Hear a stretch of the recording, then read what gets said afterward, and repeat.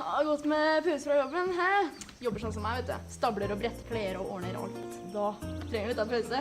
Ser folk hvorfor du tenker bare, shit, hun der er effektiv. Dette har du gjort før, liksom. Dette kan hun. Eller hva, sier du? Men du, hun der venninna di, fikk hun vært her nå? Hvordan vet du det? Ja, du skjønner, jeg bare tok meg en tur inn på den telefonen i start. Jeg kjenner meg halv tid overs. Jeg er liksom rask å tenke sånn, så da har du tid til å snakke. Ja, kom deg først på deg, gitt. Drakk du da? Men du, mens vi venter, skal jeg ta en liten vits fra? Det er engelsk, da. Snakk nå. Atch. Atchu. Prosit! Atchu, nøs, ikke sant? Neimen, har du sett? Halla! Trenger du prate litt med deg? Ja, bare slå deg ned. Vi har plass her. Sitter og prater med deg. Jeg må prate litt med deg. Ja, vær så god, bare Jeg har en viktig beskjed hjemme.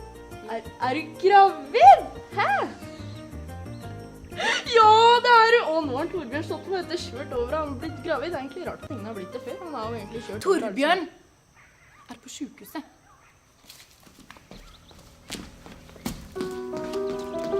In her sad face, signs of suffering are drawn, caused by tears shed for so many nights, where darkness was the only companion that fulfilled the emptiness